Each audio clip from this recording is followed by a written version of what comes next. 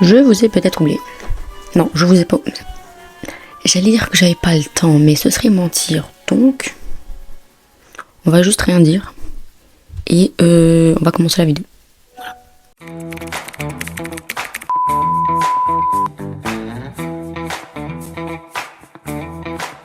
J'ai lu un peu tous les témoignages, tout ça, hors vidéo parce que c'était trop long. Du coup, j'ai des notes qu'on va essayer de lire. Le 8 mai 1998, dans un parking de resto, lors de son dîner de mariage, Harmony Ashcroft, cette madame, a été assassinée. Bon, techniquement, si je me souviens bien, au niveau de la vidéo précédente, on n'avait pas forcément les alibis de tout le monde. On avait celui donc du mari, Chris Peterson, de Rex Ratcliffe, qui est à ce moment-là était chez lui.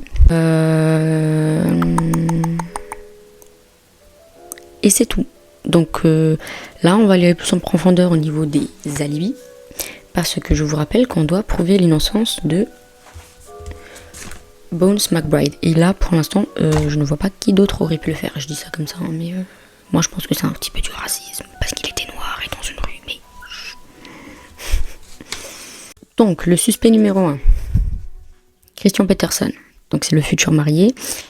Il y a eu une dispute lors du dîner de mariage.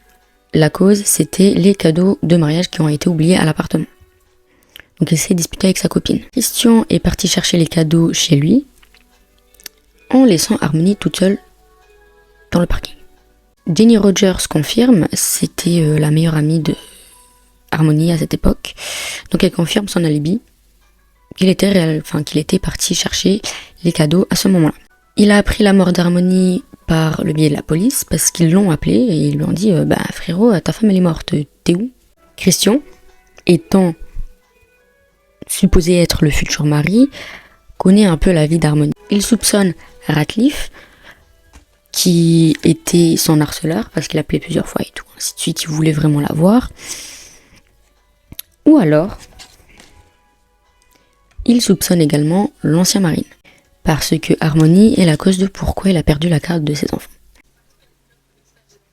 Rex Ratcliffe, l'harceleur d'Harmony. Il a appelé plusieurs fois le cabinet qui s'appelle Helping Hand, en essayant à tout prix de pouvoir parler et de voir Harmony.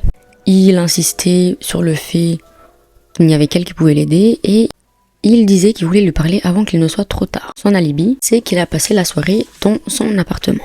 Il a dit à la police « Je suis rentré du travail vers 21h et je n'ai pas quitté mon appartement de toute la soirée ». Madame McCoy, qui est la propriétaire des appartements, confirme ses dires. Elle habite juste en dessous. Dans sa déposition, Rex dit ne pas connaître Harmony. Il ne la connaît pas, il lui a jamais parlé, quoi. Il connaît pas cette dame. À un moment donné, il dit « J'avais besoin de l'aide d'Harmony, il fallait que ce soit elle, juste que vous ne pouvez pas comprendre. » Il ajoute aussi « J'avais besoin d'arrêter la douleur, d'arrêter les voix. » Il dit également « J'ai essayé d'obtenir de l'aide, j'ai essayé de faire cesser les voix, j'ai vu Harmony sur la brochure et je savais qu'elle pouvait faire cesser les voix de ma mère. » Rex avoue à l'enquêteur que sa mère avait été assassinée le 8 mai 1978. Mon beau-père l'a frappée au visage avec une batte de baseball. Harmony ressemblait à ma mère et il fallait absolument que j'entende sa voix. Donc, pour moi, Rex n'est pas celui qui a tué Harmony. Il l'aurait pas tué de sa mère, quoi. Ensuite... Troisième suspect. Derek Sivers, l'ancien Navy. Lui, son histoire, c'est que à cause d'Harmony, il n'a pas pu garder la garde de son enfant. Donc il devait être un petit peu énervé.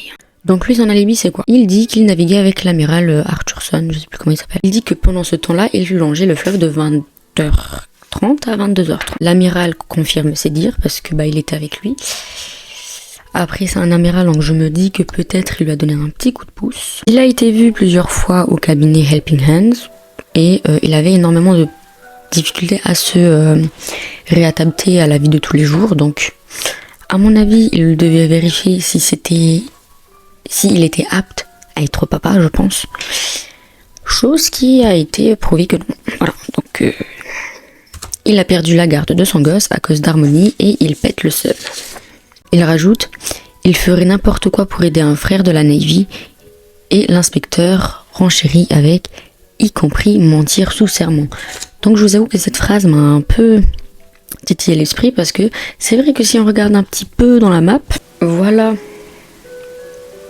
le fleuve où il était concrètement, le restaurant où il y a eu le dîner de mariage. Donc concrètement, il peut s'arrêter un petit coup là, aller là-bas, tuer la madame et partir. Et concrètement, l'amiral, comme il a dit ici, il ferait n'importe quoi pour aider un frère de la Navy, aurait pu mentir sous serment en disant bah oui, il était avec moi, alors que ils se sont tous les deux arrêtés et ils ont tué la dame. Voilà. Moi, personnellement, ça me paraît extrêmement logique. Donc pour l'instant, je pense que c'est lui. Donc là, on est sur le suspect numéro 4, Andy Allen. Donc Andy dit qu'il était chez lui et qu'il réparait la voiture, enfin sa voiture. Sa voiture avait un problème de frein. Décidément, les problèmes de frein, toutes les voitures elles en ont, c'est incroyable. Il dit qu'il a dormi à 23h30 et qu'à 2h, on l'a appelé pour le prévenir du meurtre. Donc c'est la mère d'Harmony qui le prévient, Deborah Ashcroft, de la mort de sa pote. Voilà. C'est très très très sympa comme petite information à 2h du matin. Son alibi est confirmé par son voisin parce que il est venu emprunter en fait des outils pour réparer sa voiture à 22h. L'outil c'était une clé dynanométrique. Concrètement lui un peu y a rien. On va dire que il était amoureux d'Harmony et qu'en fait il se voyait pas du tout aller à la soirée, ce qui est compréhensible parce qu'il aimait pas en fait son mari. On va finir par le suspect numéro 5. Bones McBride, celui qu'on est censé innocenter. Donc, c'est un SDF. Donc déjà là, désolé, hein, mais là ça commence très mal. De tête, si je me souviens bien, il dit que, en gros, il est venu au bar, il voulait boire, il avait pas d'argent. Ils lui ont dit frérot, si t'as pas de sous, c'est mort. Donc, Bones est parti faire la manche de base, puis il n'est pas revenu en fait. Donc je pense que il a erré et puis il a rien trouvé et il est parti dormir. Ils l'ont trouvé avec la bague dans sa main pendant qu'il dormait.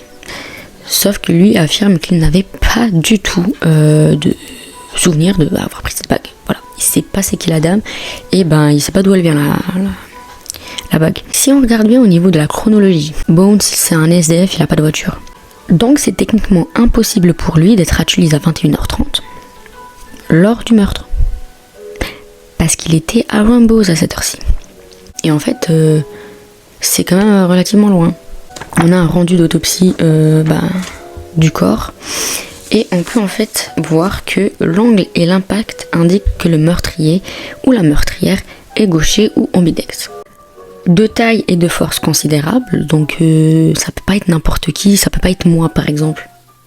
Je peux pas... déjà je suis droitière, je suis pas ambidextre, et en plus j'ai une force moindre quoi. Donc là on peut se dire que c'est un homme. Donc j'ai établi la liste de personnes qui sont droitiers et des personnes qui sont gauchers au niveau des suspects. On a Andy Allen. Andy Allen est droitier, donc Andy Allen n'aurait pas pu le faire. En plus de ça, il était amoureux de la dame. Je le vois mal fracasser sa dulcinée. Après, au niveau des gauchers, on en a beaucoup.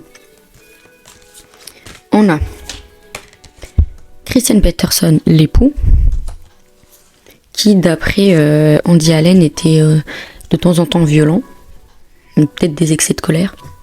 Ensuite, on a Bones, ce qui n'arrange pas du tout notre affaire parce qu'il est censé être innocent. Frérot, tu fais pas d'effort.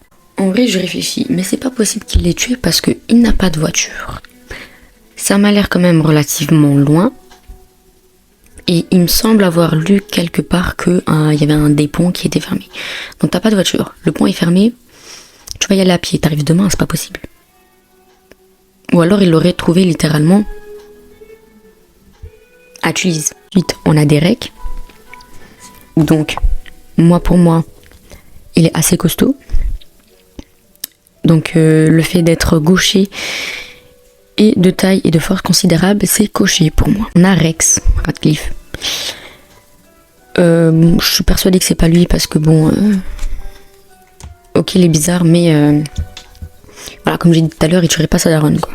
En plus de ça, on se souvient que le trajet de Derek, c'est celui qui concorde le plus et celui qui aurait pu le plus se genre vraiment à l'aise. Donc là, on va ouvrir l'indice numéro 1 parce qu'il y a des indices et je ne sais pas où ils sont. Donc objectif numéro 2, découvrir le faux alibi. L'un des 5 suspects de l'affaire a menti sur son alibi, votre mission est de le prouver. Mais en fait, j'ai déjà trouvé le faux alibi, c'est lui et son pote de la Navy là. Donc ce qu'on va faire, c'est que je vais directement aller sur le site, sur la page pour le prouver. Et on va voir si j'avais raison. Je suis pratiquement sûre d'avoir raison, c'est pas possible autrement. Si j'ai faux, c'est que cette enquête est raciste. Qu'est-ce qui nous a prouvé en fait que c'était pas lui et que c'était plutôt genre Derek Sivers. Je pourrais mettre l'interrogatoire du suspect de Derek Sivers parce que c'est à ce moment-là où il dit il ferait tout pour un pote de la Navy. Donc je pense que ça peut être pas mal. Je vais mettre directement en fait l'interrogatoire de Derek. Voilà.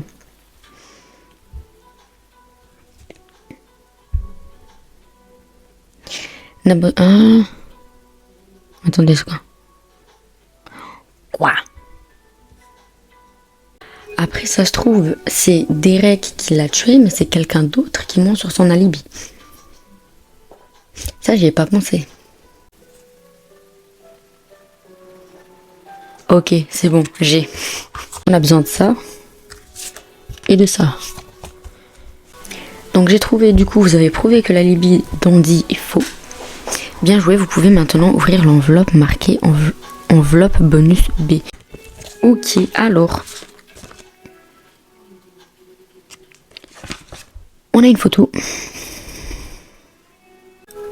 Objectif numéro 3, inculper l'assassin. L'un de ces suspects a menti sur un point crucial qui engage sa responsabilité dans le meurtre.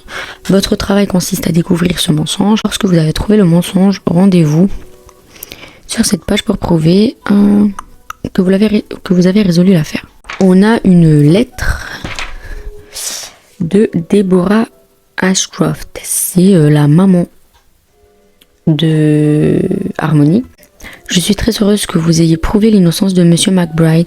Il a vécu lui-même son propre cauchemar parallèlement au nôtre pendant des années. J'en ai toujours voulu à Christian de ce qui s'est passé. J'ai mal supporté de le voir refaire sa vie. Je n'en veux pas à leur bonheur, Jenny et lui. Jenny, si jamais vous n'avez pas de... C'est la meilleure pote de Harmony. Ils forment une belle famille, mais c'est difficile à accepter et à chaque fois que je les aperçois en ville, je ne peux m'empêcher d'éprouver de la jalousie. C'est comme si leur enfant avait pris la place de mes propres petits-enfants si seulement Harmony n'avait pas été assassinée. Bah alors Jenny, j'ai entendu dire que vous vous intéressiez aussi à Andy Allen et avec tout le respect que je vous dois, je veux simplement vous dire que d'après moi, vous feriez mieux de vous concentrer sur d'autres suspects. Je connais Andy Allen depuis qu'il a 6 ans. Et il n'a jamais fait de mal à Harmony. Ils étaient inséparables depuis le championnat junior 1976. Ça. Mais je me fie à votre jugement. Vous avez résolu une affaire vieille de 20 ans que la police n'avait pas réussi à élucider. Je vous fais confiance pour démasquer le tueur. Ils nous disent que l'un des suspects a menti sur un point crucial qui engage en fait sa responsabilité dans le meurtre. Votre travail consiste à découvrir ce mensonge. Donc si le mensonge c'est l'alibi du monsieur, on va rester sur le fait que ce soit que justement Andy Allen il n'était pas chez lui à cette heure, à ce moment-là, parce qu'on peut le voir. Ça. Et son témoignage.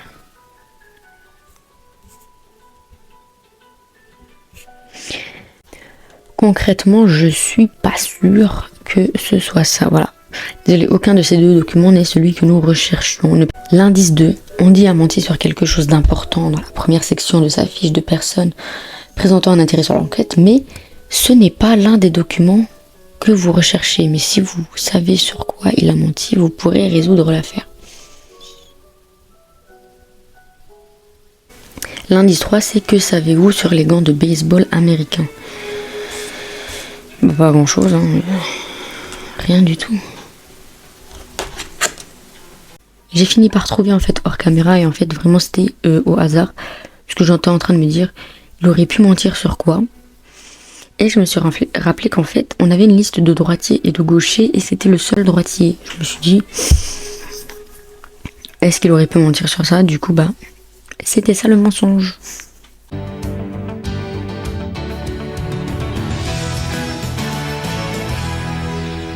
In a shocking turn of events today, 48-year-old Riverdale man Andy Allen has confessed to a murder that happened over 2 decades ago. According to authorities, Mr. Allen confessed to murdering Harmony Ashcroft in the parking lot behind Tully's restaurant in Riverdale on May 8, 1998. The murder happened on the night before Miss Ashcroft was to be married and drew national media attention at the time. Allen's confession comes just days after the surprising release of another man, William McBride, who had been wrongfully convicted of the same crime. According to his confession, Allen approached the victim in the parking lot to tell her that he loved her, and after responding that she did not feel the same, he became enraged and struck her in the head, crushing her skull and killing her instantly. Allen admits to then stealing her engagement ring and leaving the scene of the crime. While driving home, he placed the ring in the hand of a homeless man sleeping in Grant Park. That man, William McBride, was found by police with the victim's ring and was convicted of murder. McBride spent over 20 years behind bars for a crime that he did not commit. Allen originally told police that he was at home on the night of the murder, but an independent investigation uncovered photographs showing a vehicle with his license plate at the crime scene. Allen also lied to police about being right-handed because investigators were looking for a left-handed killer. An independent investigator also uncovered evidence revealing that Mr. Allen had lied to police and had been left-handed his entire life. He switched to writing with his right hand while under investigation for the murder and has continued living as a right-hander for over 2 decades. When detectives approached Allen about the inconsistencies in his alibi earlier today, he apparently broke down and confessed. I will have more on this story later in the broadcast. C'est la fin de cette vidéo un peu moins bancale que la première. Le soleil est parti. Entre-temps, j'ai même pas remarqué. Voilà. On se retrouve dans une prochaine vidéo. Je ne saurais vous dire laquelle et je ne saurais vous dire dans combien de temps, je vous avoue. Je pense que vous commencez à avoir l'habitude. Allez.